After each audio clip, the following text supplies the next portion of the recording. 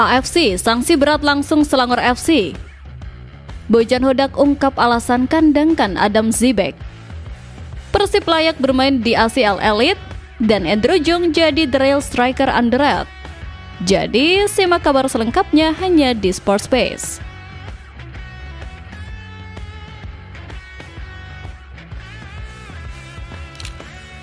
Andrew Jung jadi the real striker underrated. Di tengah gemerlapnya para gelandang kreatif dan pahlawan comeback seperti Adam Alis, Persib Bandung ternyata memiliki satu sosok silent killer di lini depan.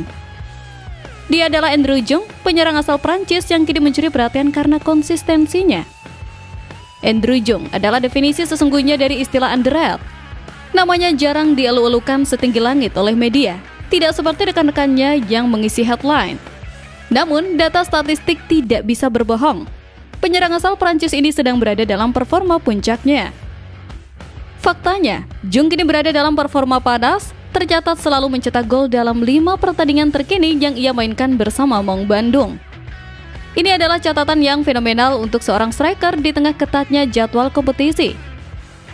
Di era sepak bola modern yang menuntut rotasi dan seringkali membuat striker moody, konsistensi mencetak gol di 5 laga beruntun adalah sebuah kemewahan. Banyak yang menilai Andrew Jung adalah tipikal penyerang modern yang dibutuhkan Bojan Hodak. Ia tidak hanya menunggu bola di kotak penalti, namun aktif bergerak membuka ruang, menjadi pemantul, dan yang terpenting, memiliki ketenangan eksekusi di depan gawang.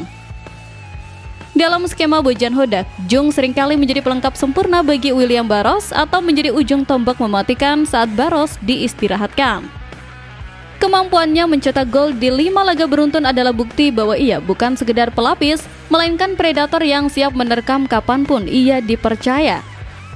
Di saat semua mata tertuju pada lini tengah Persib yang mewah, Andrew Jung bekerja dalam diam dan membiarkan papan skor yang berbicara. Konsistensi Andrew Jung ini menjadi aset berharga bagi Persib yang sedang berjuang di 2 kompetisi berat. Saat striker lain mungkin masih mencari ritme, Jung telah membuktikan bahwa ia adalah jaminan gol yang sangat bisa diandalkan.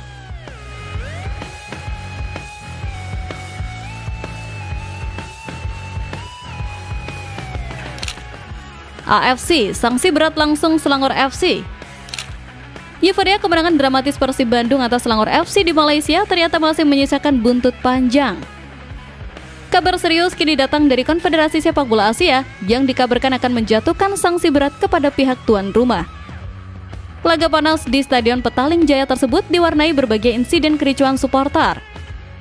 Kini, Selangor FC sebagai tuan rumah terancam hukuman berat dari AFC buntut dari insiden tersebut. Kericuan yang dimaksud mencakup banyak hal, mulai dari pelemparan botol dari arah tribun penonton, hingga situasi yang tidak kondusif pasca laga yang sempat membuat para pemain dan ofisial Persib tertahan. Dalam regulasi AFC, tuan rumah Selangor FC bertanggung jawab penuh atas keamanan dan ketertiban di dalam stadion, baik sebelum, selama, maupun setelah pertandingan.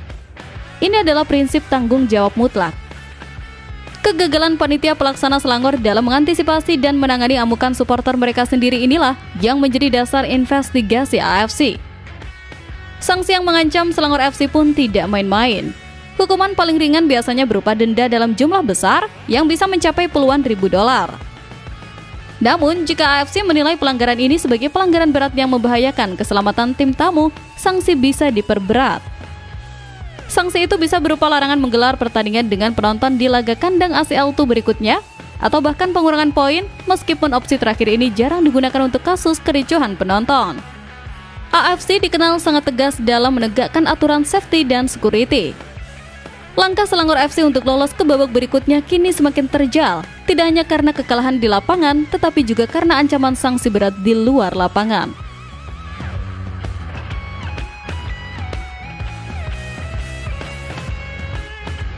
Bojan Hodak ungkap alasan kandangkan Adam Zibek. Banyak bobotoh bertanya-tanya, kemana perginya kiper asing Persib Bandung asal Wales Adam Zibek? Di tengah rotasi skuad yang sering dilakukan Bojan Hodak, Zibek sama sekali tak tersentuh. Akhirnya, sang pelatih pun buka suara. Bojan Hodak akhirnya memberikan penjelasan logis mengapa Adam Zibek didiamkan dan belum mendapatkan 1 menit pun kesempatan bermain di laga kompetitif. Jawabannya sederhana dan tegas, Teja Paku Alam. Hodak menjelaskan bahwa posisi penjaga gawang sangat berbeda dengan posisi pemain lain yang bisa dirotasi dengan mudah. Seorang kiper membutuhkan konsistensi dan kepercayaan diri yang hanya didapat dari jam terbang reguler. Mengganti kiper hanya karena ingin rotasi adalah perjudian besar yang tidak akan diambil oleh pelatih pragmatis seperti Hodak. Menurut Hodak, performa Teja Paku Alam saat ini berada di level yang sangat tinggi dan tidak tergantikan. Teja berulang kali melakukan penyelamatan krusial dan memberikan rasa aman di lini belakang. Hodak menegaskan, selama Teja mampu mempertahankan performa puncaknya dan tidak cedera, akan sangat sulit baginya untuk menggeser Teja. Ini adalah cerminan dari filosofi pragmatis Bojan Hodak. Ia tidak peduli dengan status pemain, apakah itu pemain lokal atau kiper asing jebolan Eropa. Bagi Hodak, siapa yang menunjukkan performa terbaik di sesi latihan dan di pertandingan, dialah yang akan bermain. Adam Zibek didatangkan sebagai pesaing, namun Teja Paku Alam merespon persaingan itu dengan menaikkan level permainannya ke tingkat yang lebih tinggi lagi. Adam Zibek kini harus menerima takdir sebagai kiper pelapis yang mahal. Satu-satunya cara baginya untuk bermain adalah menunggu Teja melakukan blunder atau cedera, atau ia harus menunjukkan kualitas yang jauh melampaui Teja di sesi latihan.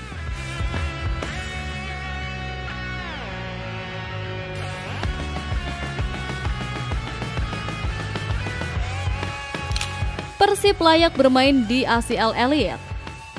Kiprah mentereng Persib Bandung di AFC Champions League musim ini bukan hanya soal mengejar trofi. Ada misi yang jauh lebih besar diemban oleh Maung Bandung, mengatrol harkat dan martabat Liga Indonesia di mata Asia. Persib Bandung adalah pembawa harapan bagi koefisien Liga Indonesia di AFC. Saat ini, juara Super League Indonesia harus memulai perjuangan dari kasta kedua atau ACL2 seperti yang dialami Persib sekarang. Sementara negara-negara dengan liga yang lebih baik seperti Jepang, Korea Selatan, Arab Saudi otomatis mengirimkan wakilnya ke kasta tertinggi yaitu ACL Elite. Penentu sebuah negara bisa langsung lolos ke ACL Elite atau tidak adalah poin koefisien. Poin ini didapat dari seberapa sering dan seberapa jauh klub-klub dari negara tersebut melaju di kompetisi Asia. Disinilah peran krusial Persib. Setiap kemenangan dan hasil imbang yang diraih Persib di ACL2 musim ini, termasuk comeback epic melawan Selangor, akan menyumbang poin berharga bagi koefisien Indonesia. Semakin jauh Persib melangkah, misalnya lolos dari fase grup dan terus melaju, semakin besar poin yang didapat. Jika Persib sukses besar musim ini, dan klub-klub Indonesia lainnya konsisten berprestasi di musim-musim berikutnya, poin koefisien kita akan naik. Jika poin kita sudah cukup tinggi, barulah juara Super League musim depan berhak mendapatkan tiket emas lolos langsung ke ACL Elite. Skenario bertemu tim bertabur bintang seperti Al Nassr pun sejatinya ada di kompetisi ACL2 ini. Namun, kedua tim berada di zona yang berbeda di mana Persib di zona timur, sementara Al Nassr di zona barat. Jalan satu-satunya bertemu adalah jika kedua tim sama-sama lolos ke babak final. Persib tidak hanya berjuang untuk bobotoh musim ini, mereka berjuang agar musim depan Liga Indonesia naik kelas dan diakui sebagai salah satu liga elit di Asia.